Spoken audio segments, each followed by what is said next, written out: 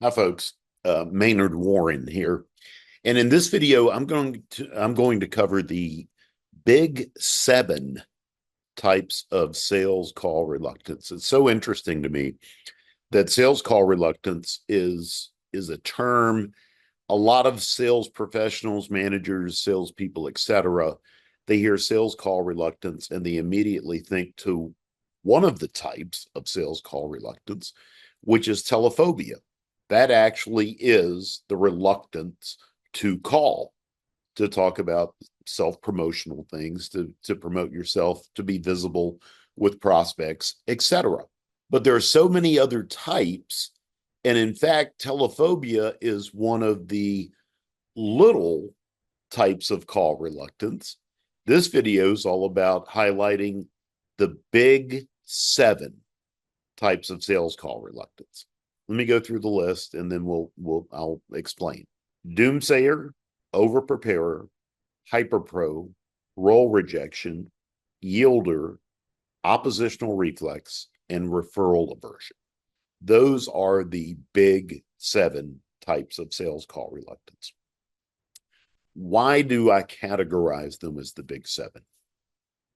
Because those types not only put an artificially low ceiling on your prospecting effectiveness, they also will slant, let's say, the way that you follow up with your prospects after you've made that initial outreach to them and maybe sent them an email, in some cases a text, in a lot of cases a voicemail.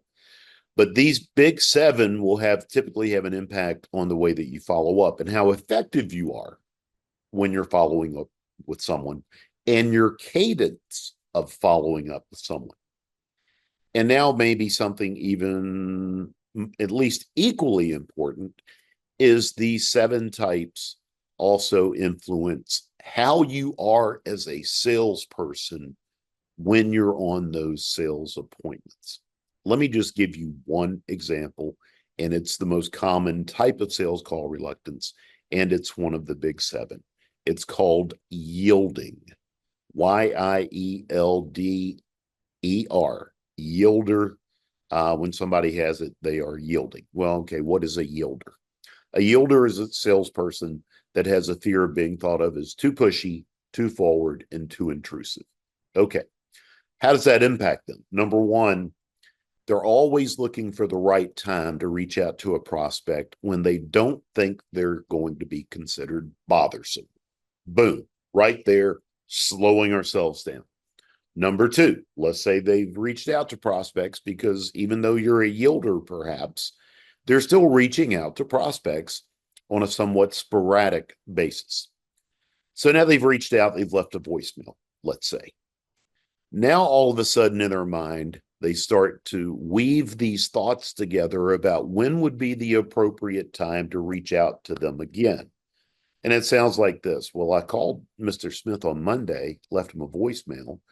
Now it's Tuesday. I haven't given him enough time to listen to my message from yesterday. So I certainly can't call him back today because I would appear to be too pushy, too bothersome, too forward, too intrusive. So you know what? I'll wait. I'll wait until next week. Okay. That's the mind of a yielder, thinking about when would be the quote unquote right time to reach out to that prospect again. And yielders, when they're making these decisions, they're making horrible decisions. They're spacing out their contacts way too long, and they're having minimal, if any, influence or impact on those prospects. And then the next phase of being a yielder is okay, now I'm on the appointment. I've gotten some appointments this week. I'm on one of my sales appointments. And now it's time to overcome objections. My prospect just shared with me an objection. Yielders hate conflict. When they get an objection, most yielders think, uh-oh, here comes conflict. And emotionally, they just pack up their suitcase emotionally and they're out of there emotionally.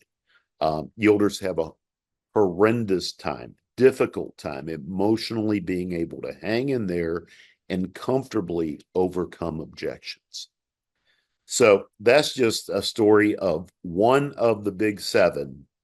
But when you talk about these sales call reluctance types, when someone has uh, a heightened level of this yielder thought process, the research that I'm privy to suggests that it can cost them between $30,000 to $35,000 of lost commissions each year.